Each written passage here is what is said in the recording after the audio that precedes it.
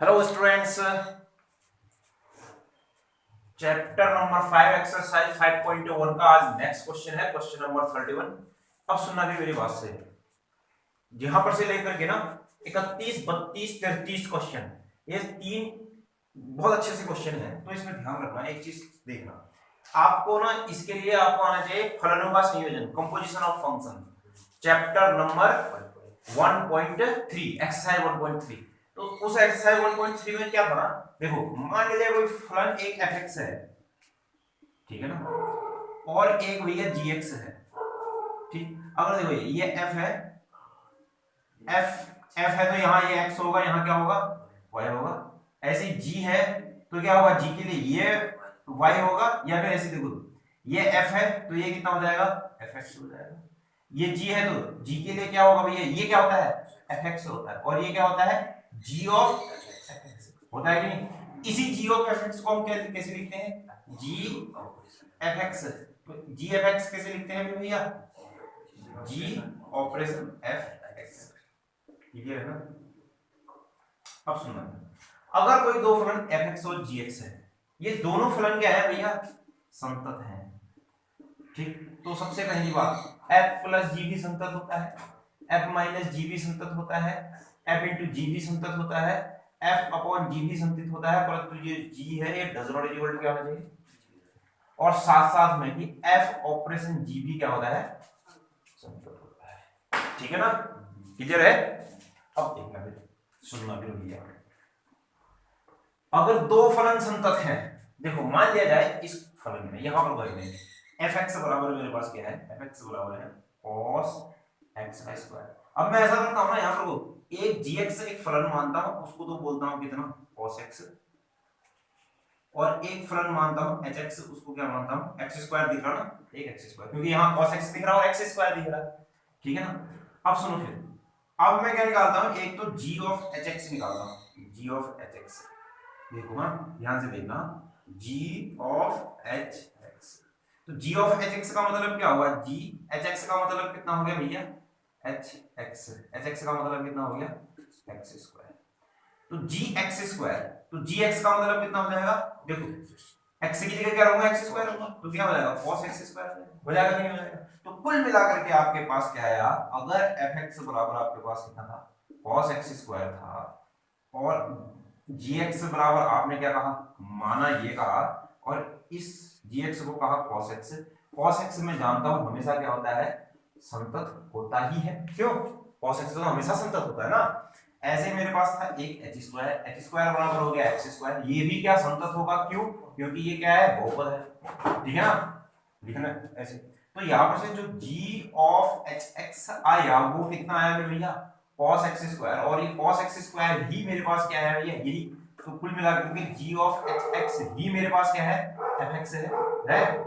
तो सुनो फिर, gx संतत है, hx संतत है, तो इसका मतलब हुआ g ऑपरेशन hx भी क्या होगा, संतत होगा। तो इसका मतलब क्या हो जाएगा, g ऑपरेशन hx बराबर fx होगा, तो fx भी मेरे पास क्या हो जाएगा, संतत होगा।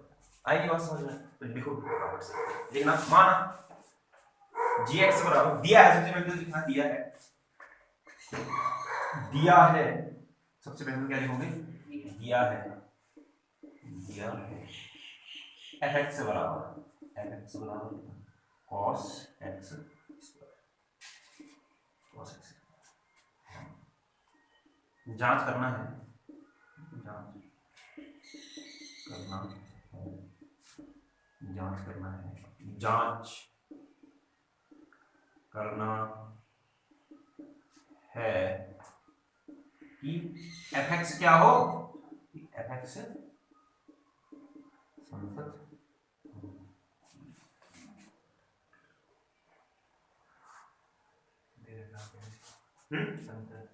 ये दिया है, ये क्वेश्चन ये है ना, दिया है, ये तो दिया है, मुझे जांच क्या करना है कि fx संतत हो।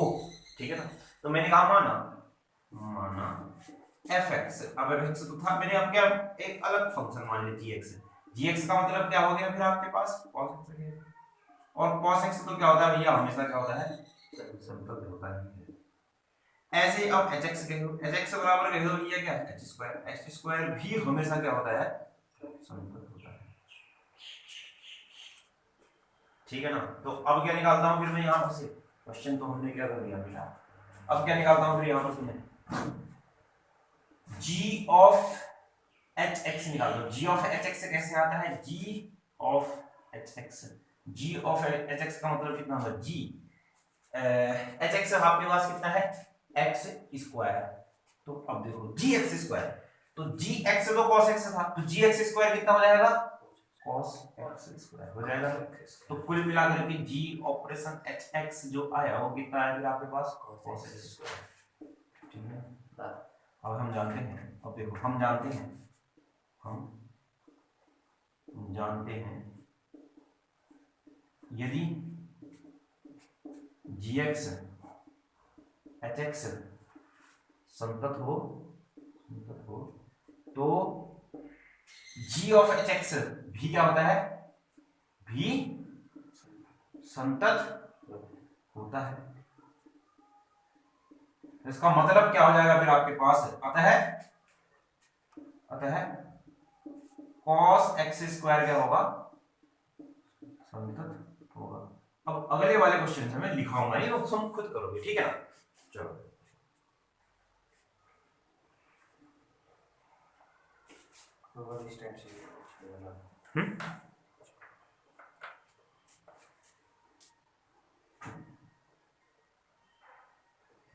बड़ो चलो हो गया।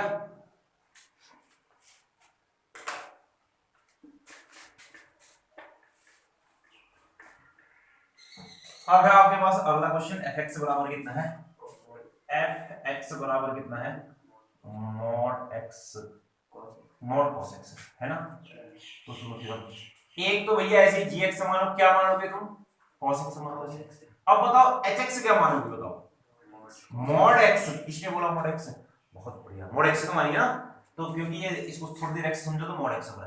तो अब सुनो फिर g ऑफ hx निकालो एक बार। g ऑफ hx का मतलब क्या होता है, g of hx, g of hx का मतलब क्या होता है g, hx का क्या है आपके पास मॉड x है कि नहीं है। तो अब सुनना फिर हम, तो अगर आपने ना अभी यहां पर g ऑफ hx निकाला वो कितना आ जाएगा, देखो g मॉड x, gx बराबर cos, तो ये कितना हो जाएगा cos मॉड x हो जाएगा ना, परंतु ये तो मेरे को चाहिए नहीं।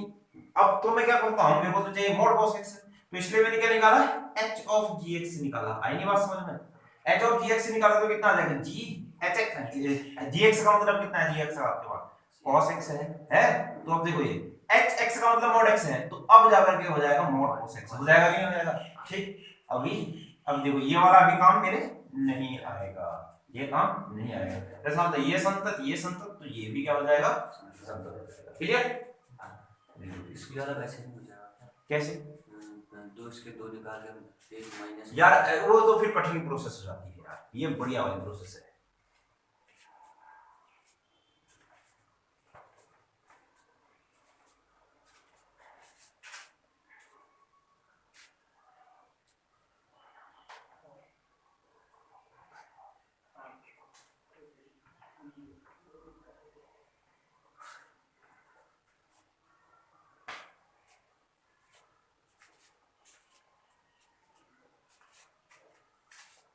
चलो अगले वाले में चले,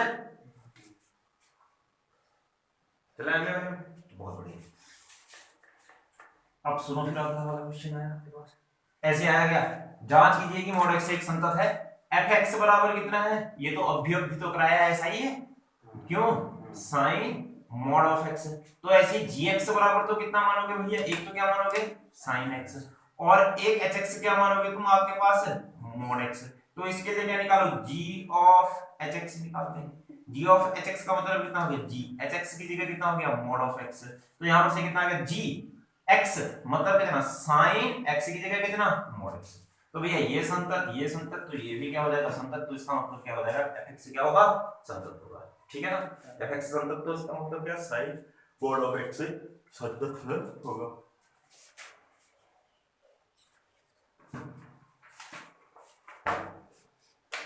ऐसे आप बनाना भैया एक तो चलो 19वें वाले क्वेश्चन में आ जाओ, उदाहरण 19वें वाले में, ठीक है ना। देखो अब उदाहरण क्या कह रहा है 19वां, sin x स्क्वायर क्या है बोले समतल है। मेरे को जानता हूं भैया ये क्या कह दिया मैंने, fx कह दिया, gx से क्या कहूंगा मैं, sin x कहूंगा, क्या कहूंगा sin x कहूंगा, hx से क्या कहूंगा मैं x स्क्वायर कहूंगा, g ऑफ hx से निकालूंगा मैं, g ऑफ hx का मतलब क्या आ जाएगा, g ऑफ hx का कितना हो गया स्क्वायर, gx स्क्वायर, gx का मतलब कितना है आपके पास sin x स्क्वायर, ये संतत तो ये भी क्या होगा संतत होगा। आइए बात समझ में। लास्ट उदाहरण तो मैंने पहले दिन बताए थे ना, ये दो ही तो बचे थे। चलो अगला और लास्ट उदाहरण 20वां उदाहरण, अच्छा सा उदाहरण नंबर 20, fx बराबर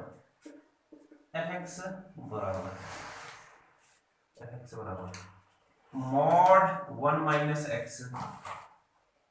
प्लस mod of x।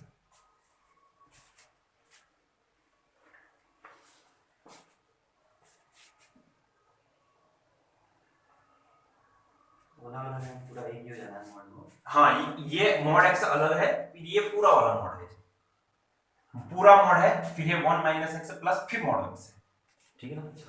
हाँ तो सुनो फिर अब मैं यहाँ पर से gx क्या मानूं और hx क्या मानूं, यहाँ पर से ये थोड़ा सा क्वेश्चन है, बताओ सोचो जरा, कोई सोचो। gx 1 minus x plus mod x मान लेता हूँ, और ये क्या मान लेता हूँ mod x मान लेता हूँ, ठीक। तो अब सुनो फिर क्या आता है मेरे पास, g of hx निकालते हैं, g of hx निकाला तो g of hx तो g of hx का मतलब क्या होगा, g of hx का मतलब क्या है mod x। तो देखो gx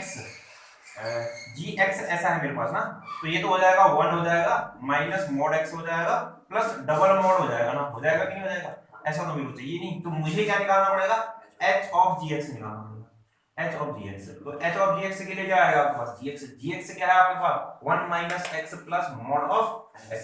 तो यहाँ पर से क्या होगा देखो gx mod of x है, तो इसका मतलब क्या हो जाएगा mod x, ये पूरा x होगा ना अभी, तो कितना हो जाएगा 1 minus x plus mod of x। तो भैया ये तो संतति है, ये भी संतत हो।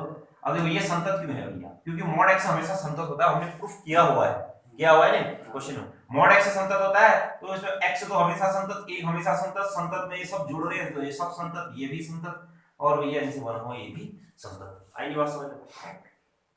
अब आपका लास्ट क्वेश्चन 5.1 का, ये बहुत ही अच्छा सा क्वेश्चन होने वाला है, लास्ट जो क्वेश्चन है भैया ये आपकी अंडरस्टैंडिंग को बनाएगा ये क्वेश्चन, ठीक है ना। चलो फिर लास्ट वाले क्वेश्चन मिटा दूं, चलो मैं तुमको इस क्वेश्चन को एक्सप्लेन कर दे रहा हूं, हमने ऐसे क्वेश्चन बहुत बनाए हुए हैं, फिर तुम बनाओगे, ठीक है ना। चलो लास्ट क्वेश्चन नंबर क्या है 34। fx बराबर क्या है आपके पास,